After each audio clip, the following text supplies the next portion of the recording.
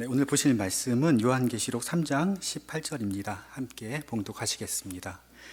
내가 너를 권하노니 내게서 불로 연단한 금을 사서 부유하게 하고 흰 옷을 사서 입어 벌거벗은 수치를 보이지 않게 하고 안약을 사서 눈에 발라 보게 하라. 아멘. 지금은 말씀 선포 시간입니다. 목사님께서 나오셔서 연단한 금과 흰 옷과 안약이란 주제로 말씀하실 때에 많은 은혜 받으시길 바랍니다. 우리 인사하시겠습니다. 할렐루야. 네, 우리 사회가 있으니까 너무 좋은 것 같아요.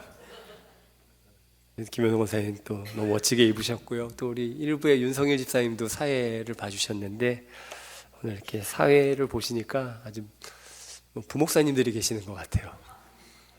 든든하게 또 이렇게 예배를 도와주셔서 감사를 드립니다. 먼저 감사 인사를 좀 먼저 드리겠습니다. 기도해 주셔서 수술 잘 받고 어제 건강하게 이제 퇴원했습니다. 그래서 사실 수술도 원래 계획했던 것보다 좀 더 수월하게 진행이 되었어요. 그래서 뼈를 건드리지 않고 수술해서 회복도 훨씬 빠른 것 같습니다. 기도 많이 해주셔서 감사합니다. 기도가 위력이 있어요. 기도가 위력이 있고요. 기도는 정말 큰 힘이 있습니다. 믿으시죠? 네. 야고보서 5장 16절에도 야고보 사도는 이렇게 얘기하고 있어요. 너희 병이 낫기를 위해 서로 기도하라.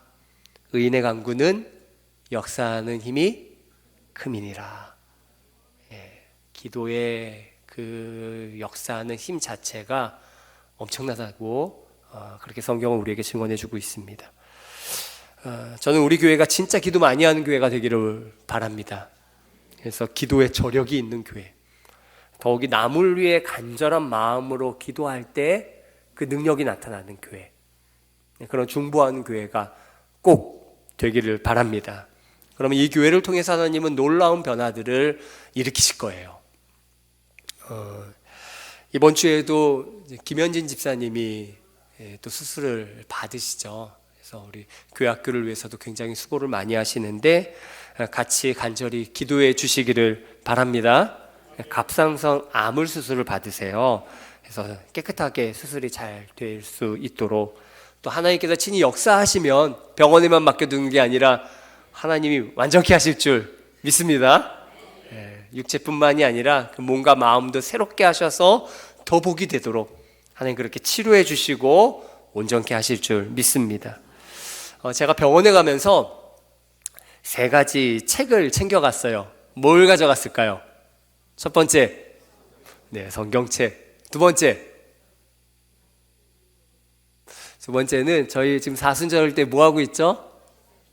기도문 쓰고 있는 필사 책이 있죠. 그거 챙겨갔어요. 그거 쓰려고 가져갔고요. 마지막으로는 이제 제가 읽고 있는 신앙서적 한 권을 이제 챙겨갔습니다. 사실 제가 이제 성경을 요즘에 설교 준비할 때 읽는 성경 말고요. 그 본문 읽고 여러 번역본 읽고 이거 말고요. 제 개인 경건을 위해서 읽는 성경이 있어요. 개인 경건. 때마다 조금씩 다르는데 요 근래에는 좀 어떻게 읽냐면 유대인의 신학 성경이라고 유대인 학자인데 이분이 예수님을 믿어 변화된 아주 유명한 분이 계세요.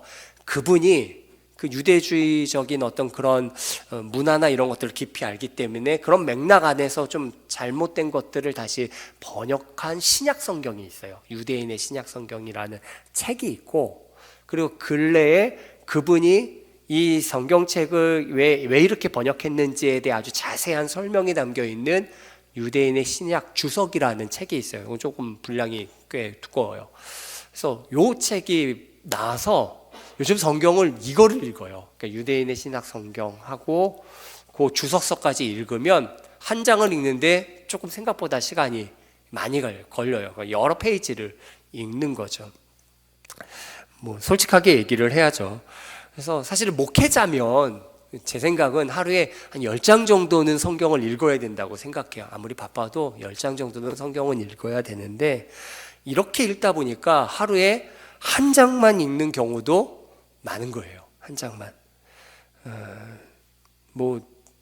사실 뭐 거의 못 읽는 편이죠. 설명들을 읽다 보면.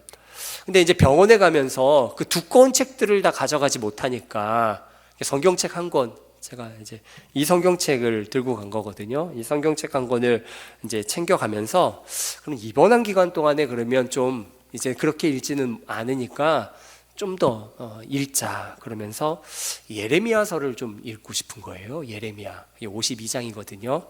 입원한 기간에 좀 예레미야를 좀 읽으면 좋겠다, 이제 그런 마음을 들어서 이제 입원한 기간 동안에 예레미야를 좀 읽었어요. 그리고 어제 이제 태어나고 이제 예레미야 애가까지 다 읽었거든요. 이 예레미야를 통해 주시는 하나님의 말씀은 당시 이스라엘에게 정말 꼭 필요한 말씀이었어요. 근데 그 유대인, 이스라엘 사람들이 기대한 메시지는 아닙니다. 왜냐하면 어떤 내용의 예언을 주로 예레미야가 하냐면, 너희 침략당하고 왕이 사로잡혀 갈 거야, 이런 얘기를 하는 거죠. 좋은 소식이에요? 좋지 않은 소식이에요? 좋지 않죠. 그러니까 너 그럴 테니까 빨리 항복해, 이런 얘기를 자꾸 하니까 자존심도 상하고 자기가 기대했던 소식이 아니에요. 자기들은 승리하고 이겨야 되는데 그런 예언을 자꾸 해주니까. 그래서 이런 소식을 전하는 오히려 예레미야는 참 선지자인데도 불구하고 고생을 많이 합니다. 그래서 눈물의 선지자로 일컬어지죠. 거짓 선지자들, 평안하다 평안하다 외치는 거짓 선지자들에 의해 공격을 받기도 하고요, 갇히기도 하고, 깊은 구덩이에 던져져서 굶어 죽을 위기에 처하기도 합니다. 후에 정말 예레미야가 예언한 대로 북에서 쳐들어와요. 그래서 막 사로잡아 가기도 합니다. 이런 일이 벌어지고 나서 이제 세운 왕이 시드기야 왕이거든요. 시드기야 왕이 세워져요. 고나야는 이제 잡아가고 시드기야 왕을 세우거든요. 근데 안타까운 것은요, 그런 일을 겪었음에도 불구하고 여전히 하나님의 말씀을 듣지 않는다는 거예요. 시드기야 왕이, 유다 시드기야 왕이 바벨론이 세운 왕이죠. 몰래 찾아와서 예레미야에게 하나님이 주신 말씀이 있느냐고 물어요. 묻지만 정작 그 말씀대로 순종하지 못하고요, 그 유다 사람들의 눈치만 볼 뿐입니다. 결국 기회를 주시는데도 그것을 그 기회에 회개하지 못하다가 결국은 예루살렘이 바벨론에 다시 에워싸이게 되죠. 애굽을 의지하다가 완전히 에워싸이게 됩니다. 그리고 그때 이제 시드기야 왕은 도망쳐 나가는데 결국 이 바벨론 군대에 의해서 잡혀서는 그가 보는 앞에서 그의 아들들, 왕자들이죠, 왕자들을 다 처형시켜요. 그리고 시드기야 왕의 두 눈을 뽑고요, 그리고 노사슬에 메어서 바벨론에 그렇게 끌려가 옥에 갇히고 맙니다. 참 안타까운 결말이죠.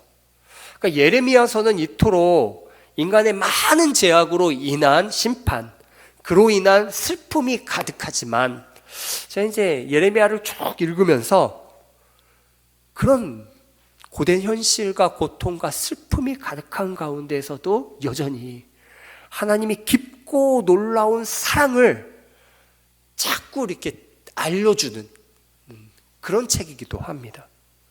예레미야 29장 11절에서 13절 말씀인데요, 좀 같이 한번 읽어보실까요? 그러면 잘 아시는 말씀이에요. 우리 함께 같이 읽겠습니다. 여호와의 말씀이니라. 너희를 향한 나의 생각을 내가 아나니 평안이요 재앙이 아니니라. 너희에게 미래와 희망을 주는 것이니라. 너희가 내게 부르짖으며 내게 와서 기도하면 내가 너희들의 기도를 들을 것이요 너희가 온 마음으로 나를 구하면 나를 찾을 것이요 나를 만나리라. 재앙이 아니라 평안이다. 너희에게 미래를 주는 거고 희망을 주는 거다. 그러니 너희들 나를 찾아서 날 만나라. 이렇게 얘기하고 있죠. 예레미야 애가는 애가 슬픔의 노래예요. 슬픔의 노래. 에워싸임을 당할 때 얼마나 에워싸여서 기근이 심각했는지 먹을 게 없어서 어떤 일이 벌어지냐면 자기의 자녀들을 잡아먹는 일들이 벌어집니다. 끔찍한 현실. 그게 예레미야 애가에 담겨 있거든요. 그런 슬픔의 노래가 정말 가득히 담겨 있는 그런 성경이에요. 예레미야 예가, 근데 거기에도 하나님의 깊은 사랑이 담겨 있는데, 예레미야 예가 3장 19절에서 23절은 제가 읽어드릴게요. 내 고초와 재난 곧 쓱과 담즙을 기억해서 하소서. 쓰디 쓴 것, 그 고난을 기억해 달라는 거죠.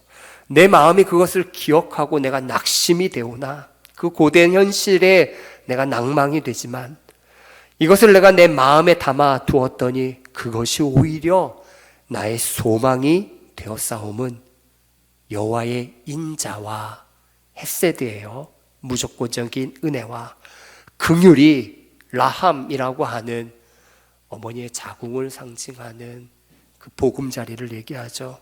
그게 무궁하심으로 우리가 진멸되지 아니함이니이다. 이것들이 아침마다 새로우니 주의 성실하심이 크시도소이다. 아멘. 예레미야 예가를 읽으면서 아침마다 새롭습니다. 아침마다 새롭습니다. 고난의 그 끔찍한 현실 속에서 매일 아침마다 새롭습니다.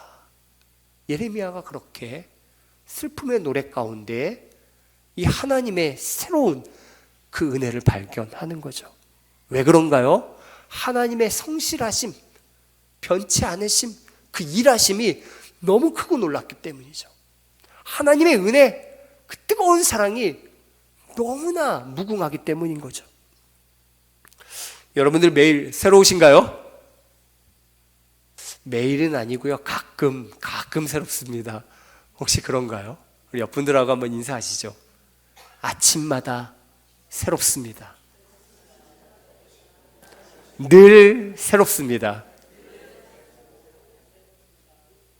왜냐하면 주님이 성실하세요. 주님이 변치 않으시는 줄 믿습니다. 스미스 위글스워스 목사님, 제가 종종 많이 언급하는데요. 이분이 매일 아침 이제 침대에서 일어날 때 하는 제일 먼저 하는 행동이 있대요. 제일 먼저. 이분은 침대에서 그냥 미지적거리고 일어나지 않는데요. 눈 뜨면 그냥 뻘떡 깨면서 그 침대에서 발이 탁 땅에 닿을 때 외치는 한마디가 있대요. 뭐냐면 주님을 찬양하라 이러면서 하루를 시작한대요. 주님을 찬양하라. 매일 아침 하나님을 찬양하는 것으로 자기의 아침이 시작된다는 거죠. 그게 1순위라는 거예요. 그 어떤 간구나 청원 이전에 자신 하나님을 찬양하면서 하루를 시작한다는 거예요. 릭 조이노 목사님의 책에 이런 글귀가 기록되어져 있어요. 여기 적어놨는데요. 제가 읽어드릴게요. 우리가 눈 뜨는 아침이 빛나는 하루가 되도록 주님은 언제나 우리에게 밤과 낮을 허락해 주신다. 깜깜한 밤 뒤에 찬란한 낮이 시작되게 하는 거죠. 그러므로 우리가 잠을 떨치고 일어서는 내일의 새벽은 언제나 새로운 출발이 되는 것이다. 회개란 새로운 날에 다시 깨어나 영혼의 눈을 뜨는 것이란다. 여러분, 아침마다 늘 새로워지게 되기를 간절히 축원합니다. 오늘 읽은 우리 본문은 라오디게아 교회에게 하시는 주님의 말씀이에요. 예수님의 말씀입니다. 라오디게아 교회를 사랑하셔서 하셨던 말씀이에요. 그러나 라오디게아 교회는요, 칭찬받는 교회가 아니에요. 여기에는 책망만 기록되어져 있습니다. 뜨겁지도 차지도 않아서 미지근한 교회. 주님이 견딜 수 없어 토하여 낼 수밖에 없는 그런 신앙이 제대로 살아있지 못하는 그런 교회였죠. 그런데도 주님이 너무나 사랑하시기 때문에 책망하시면서 하시는 말씀이 오늘 본문의 말씀인데, 이거는 라오디게아 교회에게만 하시는 말씀이 아니라 이 시대를 살아가는 하나님의 사랑하는 성도들에게 하시는 귀한 말씀이기도 합니다. 오늘은 그중 3장 18절 한 절 말씀을 통해 주님께서 사랑하는 자들이 꼭 갖추어야 할 것들이 있어요. 연단한 금인데 어떤 금이에요? 연단했어요. 불로 잘 연단해서 정련된 순금, 정금이죠. 그 금과 옷인데 더러운 옷이 아니라 어떤 옷이에요? 흰 옷과. 그리고 약인데 어떤 약이냐면 눈에 바르는 안약. 그래서 제대로 볼 수 있게 만드는 안약. 이것을 주님에게서 사서 얻어야 된다. 내게서 사서 얻어라. 그러면 어떻게 그것을 주님께 사서 얻을 수 있는지 오늘 이것을 좀 살펴보고자 합니다. 우리 계시록 3장 18절 말씀 우리 같이 한번 읽어볼까요? 우리 함께 읽겠습니다. 내가 너를 권하노니 내게서 불로 연단한 금을 사서 부요하게 하고 흰옷을 사서 입어 벌거벗은 수치를 보이지 않게 하고 안약을 사서 눈에 발라 보게 하라. 첫째로 주님에게서 금을 사는데 불로 연단한 금을 사라 이렇게 얘기하고 있어요. 금, 요즘 뭐 금값이 뭐 계속 올라가죠. 그 금 말고 정말 불로 연단한 금과 같은 정말 불을 통해서도 여전히 남아있는 귀한 것이 귀한 것, 그것을 주님에게서 사서 가지고 있어라. 불의 뜨거움을 통과하고도 남는 금이 있어야 된다는 거예요. 그런 것으로 자신을 부요하게 만들어야 된다는 거죠. 근데 그걸 누가 가지고 계시다는 거예요? 내게서 비롯된 것이 아니라 주님이 가지고 계신 것. 그것을 사서 얻어야 된다. 주님은 불같은 시험을 통과한 분이에요. 우리를 향한 마음이 불길에 사라지지 않는 분이에요. 그러니 오직 그분에게서 그 연단한 금, 사라지지 않는 금, 그것을 주님에게서 사서 얻어야 된다는 것입니다. 마태복음 25장에 보면 여러 가지 비유들이 담겨져 있는데 그 중에 첫 번째 비유가 열처녀 비유예요. 열처녀 비유. 10명의 처녀들이 다 신랑을 기다리고 있습니다. 다 등을 가지고 있어요. 그런데 이 비유에서 슬기로운 5처녀는 신랑이 올 때 등과 함께 기름이 여전히 남아 있었어요. 여전히 가지고 있었지만 미련한 5처녀는 등만 있을 뿐 기름이 남아 있지 않았죠. 10처녀 모두는 다 등과 그리고 무언가를 그 등불을 태우면서 기름을 태우면서 빛을 발하고 있었을 것입니다. 그런데 그 태우는 그 기름이 그냥 사라지고 없어지는 미련한 자들은 없어지는 기름이 되고 말았다는 거죠. 그러니까 인생이라는 등불에 우리의 인생이라는 등불에 무언가를 우리는 태우면서 아마 우리가 가장 사랑하는 것을 태우면서 빛을 발하면서 우리의 인생을 살아가게 됩니다. 어떤 사람은 돈이 가장 중요할 거고요. 어떤 사람은 자식이 가장 최우선이 되며 그것에 집중하며 살아가겠죠. 어떤 사람은 요즘 뭐 게임, 사실 모든 시간과 삶을 거기에 매이면서 사는데 허비하는 거죠. 남는 게 없는 것이죠. 자신의 짧은 인생이라는 등불에 그런 것들을 열심히 태우면서 빛을 밝히지만 그런 육신적인 것들은 다 가짜입니다. 태우고 나면 남는 게 있어요? 없어요? 없는 거죠. 남는 게 없는 가짜일 뿐이에요. 모조품도 있어요. 모조품. 어떤 경건한 행위들, 이걸로 자신의 인생의 등불을 밝히는 거죠. 경건의 모양을 내는 것입니다. 종교적으로 열심을 내요. 그러나 그것도요, 모조품에 불과합니다. 결국 인생 끝에는요, 남는 게 없어요. 하지만 예수님이 진짜 바라시는 것은요, 그런 모든 것이 지나가도 여전히 남아있는 것이죠. 진짜예요. 진짜 기름. 슬기로운 처녀들에게 기름이 남아있었던 것처럼 불로 연단한 금이 우리에게 남아있어야 돼요. 죽음을 통과한 생명처럼 우리는 여전히 남아있는 것이 있어야 돼요. 그게 예수님께 있는 거죠. 즉 우리는 주님을 붙드는 자가 되어야 되는 것입니다. 주님을 뜨겁게 사랑하는 자에게 주님이 친히 채워주시는 진짜가 있다는 거예요. 주님을 진짜 굳건하게 믿으면 불을 통과한 자에게 주시는 진짜 믿음이 우리에게 있다는 거죠. 예수님은 내게서 사서 부요하게 되라고 얘기하고 있는 거예요. 내게서 사서 진짜 그런 불로 연단된 금을 가지고 있어야 된다는 거죠. 가난한 채 있지 말고 진짜를 가지고 있으라는 겁니다. 주님을 사랑함으로 어찌 보면 내 모든 것을 살라드렸어요.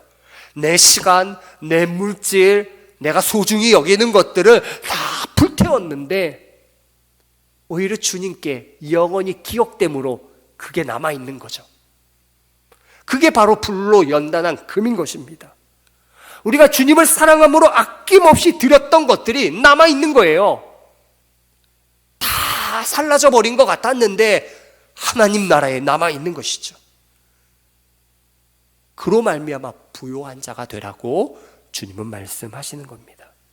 그게 바로 불로 연단된 금을 주님에게서 사는 것인 줄 믿습니다. 주님께 아낌없이 드릴 수 있는 저 여러분들 되기를 간절히 축원합니다. 두 번째, 우리는 주님에게서 옷을 사 입어야 되는데 흰 옷을 사서 입어야 돼요. 그래서 우리의 벌거벗은 수치를 가리워야 합니다. 아까 얘기했던 마태복음 25장에 달란트 비유가 나와요. 우리는 모두 다 이 달란트들을 부여받았어요.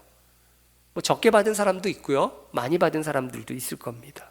인생이라는 달란트, 어떤 사람은 긴 인생을 받았을 수도 있고요, 어떤 사람은 짧은 인생을 받았을 수도 있습니다. 재능도 제각기 다를 거예요. 각자 받은 것, 맡은 것이 다 다릅니다. 하지만 그 달란트를 사용해서 하나님은 거기에 충성하고 그것을 잘 경영하라고 우리에게 맡기신 거죠. 맡기신 것을 잘 다스릴 책임이 우리에게 있어요. 그에 합당한 행위를 실천할 책임이 우리에게 있는 거죠. 근데 대부분의 사람은요, 자기가 맡았다고 생각하지 않아요. 그냥 자신이 받은 것을 엉뚱하게 사용하는 거죠. 일시적인 것에 투자하고 자신을 위해 살기에 급급합니다. 그리고 어떤 자들은 마치 한 달란트 받은 자처럼 자신이 받은 것을 그냥 땅에 묻어두고 방치하기도 합니다. 그러면서 변명의 말은 제일 많죠. 당신이 굳은 사람이라 두려워서 그랬다는 거죠. 정작 주님을 잘 안다고 얘기하지만 착각일 뿐입니다. 주님은 우리가 얼마를 받았건 그 달란트를 가지고 최선을 다해 경영하기를 원하세요. 주어진 것 많고 적고가 아니라 그것에, 그 상황에 그대로 순종하며 충성하기를 원하십니다. 악하고 게으른 것은 싫어하시고요, 일하지 않고 성장하지 않는 것도 싫어하세요. 그냥 적은 것이라 할지라도 순종하며 충성하여 옳은 행위를 하기를 원하십니다. 그래서 5달란트 맡은 자가 5달란트 남긴 거나 2달란트 받은 자가 2달란트 맞은 거나 차이가 없어요. 주님은 동일한 칭찬을 하고 계십니다.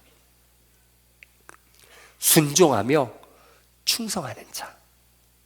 주님을 사랑하기 때문에 내가 뭐 많이 맡았건 적게 맡았던 것이 아니에요. 자기에게 주어진 그 상황 그 안에서 최선의 행위를 실천하며 하는 자에게 하나님은요, 너 옳다, 너 바르다 그러면서 주님의 옷을 입혀주시는 줄 믿습니다. 우리는 사실은 예수님 때문에 그 길을 걷는 거죠. 내 행위를 옳게 하려고 하는 게 아니라 주님이 날 위해 그렇게 사셨잖아요. 주님이 날 위해 어찌 보면 이 낮은 자리까지 오신 거고요, 십자가 지신 거죠. 그러니 우리는요, 낮은 자리에 간다 할지라도, 적게 받는다 할지라도 주님 때문에 그 자리에서 순종하며 최선을 다하는 것입니다. 주님은 죽기까지 순종하셨는데 우리가 못할 게 무엇 있겠습니까? 그러니 하나님 말씀하시는 그 자리에 순종하며 충성하는, 그렇게 주님을 사랑하는 저와 여러분들 되기를 간절히 축원합니다. 그런 자들이 예수님이 입으셨던 그 흰 세마포 옷을 입는 그런 성도의 옳은 삶을 살아가게 되는 줄 믿습니다. 마지막으로 세 번째는 약을 사서 발라야 되는데 무슨 약이에요? 안약. 안약을 사서 바르면 제대로 보게 된다는 거죠. 제대로 보는 것이 신앙생활에서 너무 중요하다는 거예요. 제대로 보지 못하면요, 주님을 우리의 삶에서 보지 못하고 오히려 주님을 방해하고 막아서는 자가 될 수 있다는 거예요. 마태복음 25장의 그 비유에 양과 염소의 비유가 있습니다. 이 비유에 보면 지극히 작은 자에게 한 행위나 하지 않은 행위가 누구에게 한 것이라고 말씀하고 있나요? 주님께 한 것이라고 얘기하고 있어요. 그래서 그 지극히 작은 자에게 한 것이 양이 될지 염소가 될지, 오른편에 속할지 왼편에 속할지, 복을 받을지 저주를 받을지가 결정되게 된다는 거죠. 사도 바울도 하나님께 대해서 굉장히 열심인 사람 아니었습니까? 얼마나 열심이었는지. 다메섹까지 가서 이단으로 여기는 예수 믿는 사람들을 잡아 죽이려고 했죠. 근데 그 일이 결국 주님을 핍박하는 일이었지 않습니까? 후에 사울이 회개하고 그 눈에 비늘 같은 것이 아나니아가 기도해 주면서 벗겨진 후에야 진짜 사도 바울은 주님을 위한 아주 좋은 일꾼이 됩니다. 제대로 보고 하나님 뜻대로 사는 사람이 되게 되는 것이죠. 여러분들의 삶에도 이와 같은 주님이 주시는 은혜로 말미암아 우리의 눈이 열리게 되기를 간절히 축원합니다. 우리의 눈이 열리면요, 작은 것, 내 곁에 여전히 살아계신 하나님, 작은 자 가운데 머무시는 주님을 발견하고 주님을 따르는 삶, 주님과 동행하는 삶을 살게 될 줄 믿습니다. 제가 이번에 이제 입원하는 것도 처음이에요. 저 사실 입원하는 것도 처음이고 뭐 전신 마취한 것도 처음인데, 입원한 병실이 이제 4인실이더라고요. 4인실인데 갔더니 한 명 자리는 이미 채워져 있었어요. 근데 환자는 보이지 않고 보호자분만, 그 환자의 아버지죠. 나이가 좀 지긋하신 아버지만 계셨고요.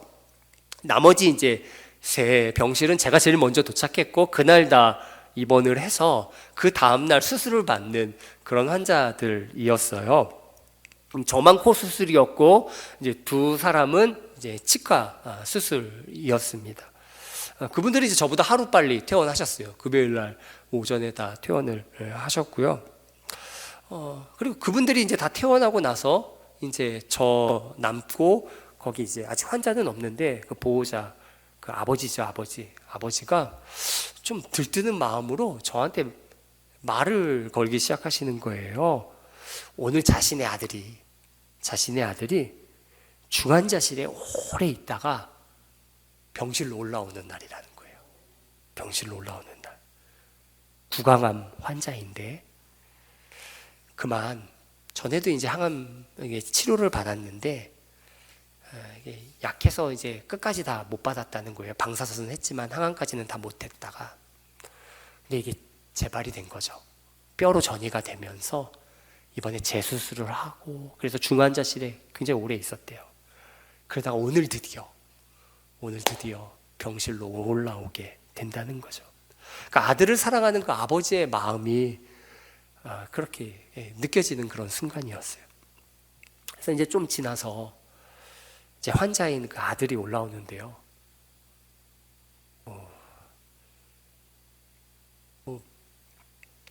이제 구강암 재발해서 이제 수술을 했으니까요. 뭐 피부 이식과 뼈 이식을 여기저기 한 거예요. 여기저기. 그러니까 여기저기 했기 때문에 뭐 걸을 수도 없고요. 말도 못 하고요. 뭐 소변줄도 끼고 음식줄도 끼고 뭐 여러 가지 뭐 이렇게 다 매달려 있죠. 그래서 막 위에 계속 매달려야 되고, 뭐 간호사들도 뭐 한두 명이 아니라 여러 사람이 매달려서 같이 환자 옮기고 돕고, 참 마음이 굉장히 아팠어요. 뭐 그 전에 뭐 하루 수술 받고 가는 사람하고는 뭐 차원이 완전히 다른 거죠. 그리고 나서 이제 좀 지나서 이제 의사가 이렇게 너무 자신의 상황이 궁금해서 의사를 막 찾았나 봐요. 간호사한테 물었는데 간호사도 잘 모르니까 대답을 잘 못했고요. 그러다 보니까 이제 그 전공의가 왔을 때 이제 질문을 하는 거예요. 말을 못 하세요. 그러니까 이제 글씨를 쓰면서 이제 그걸 이제 읽으면서 이제 대답해 주는 거죠.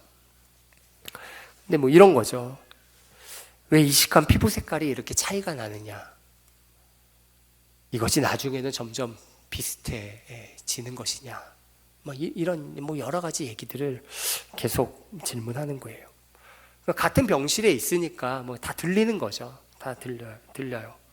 그러니까 환자의 안타까운 마음, 그게 그냥 느껴지는 거예요. 좀 위로해주고 싶기도 한데, 뭐 그렇다고 무턱대고 제가 뭐 다가갈 수 있는 것도 아니잖아요. 그래도 그 아버지가 이제 저한테 말 걸고 그러니까 좀 가서 좀 이렇게 아들하고 또 말할 수 있는 기회가 좀 있을까? 그리고 약간 슬쩍 가려고 했는데, 그리고 났더니 환자가 아마 자기의 모습에도 별로 이렇게 남에게 보여주고 싶지 않은지 이제 뭘 썼는지 그 아버지가 이제 커튼을 이렇게 치더라고요. 그러니까 좀 그런가 보다. 그 뒤로는 아예 그쪽으로 보려고 하지 않고 지나가기만 하면서 하나님 좀 기회를 주세요라는 마음으로 그러고 있었죠. 그러니까 기회를 얻기 위해 이제 보호자 아버지하고는 그래서 좀 자꾸 대화를 시도했어요. 뭐 빵도 좀 선물하고 또 대화할 때 비슷한 점도 좀 찾았어요. 이분이 부안에 계시더라고요. 저의 첫 목회지가 부안이었거든요. 전라도 부안. 근데 또 알고 보니까 이분이 장이동에 사시다가 부안 내려가신 지가 3년뿐이 안 되셨어요. 그래서 이 장이동을 잘 아시더라고요. 여기 재개발되면서 월곡으로 잠깐 갔다가 부안 내려가신 지는 3년. 근데 부안 이제 줄포더라고요. 그래서 저도 이제 첫 목회제가, 근데 이제 목사라는 건 얘기는 안 하고요. 저도 부안에 한 3년 반 살았습니다. 그렇게 얘기를 하고요. 저도 장이동 온 지 한 2년뿐이 안 됐습니다. 얘기를 하고요. 그러면서 이제 대화들을 이렇게 나누고 그러고 있었죠. 그러다가 이제 마지막 날이에요. 토요일 날 태어나는 날인데 기회가 좀 있어야 되는데, 그러다가 그날은 그냥 그래서 좀 커튼을 제가 제치고요. 제 커튼을 제치고 성경을 그냥 읽기 시작했어요. 성경을 이렇게 읽기 시작하는데 그 아버지가 이렇게 오시더니 교회 다니세요? 이렇게 물어요. 교회 다니세요? 네. 저도 물어봤죠. 교회 다니세요? 그렇다는 거예요. 그러시구나. 그래서 이제 용기를 내서 얘기했죠. 저 사실은 이제 장이동에 있는, 장이동 잘 아시니까 신장이 교회 담임 목사로 온 사람입니다. 얘기를 했죠. 그리고 아드님 이름 저한테 뭐 언급한 적은 없는데 뭐 간호사들이 계속 불러댔으니까요. 그리고 제가 이제 이름을 알고 있으니까 그 이름을 얘기하면서 아드님 이름이 맞죠? 제가 계속 기도하겠습니다. 그렇게 이제 그 아버님께 말씀을 드렸어요. 그리고 이제 마지막 이제 태어나면서 그 병실을 나올 때 그 아버지에게 이제 저 태어납니다 얘기하면서, 근데 이제 혹시 제가 아드님 위해서 기도해도 될까요? 용기 내서 물은 거죠. 근데 아버님이 너무 좋죠. 너무 좋죠.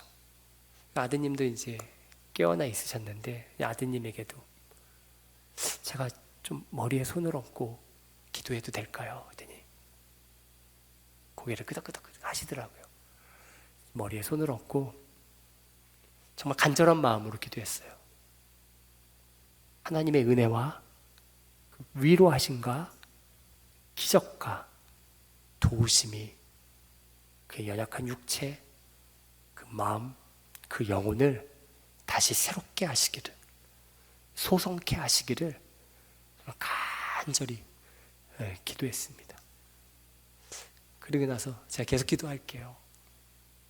환자분 이름을 얘기하면서 제가 계속 기도할게요. 하나님이 함께 하시고 도우실 거예요.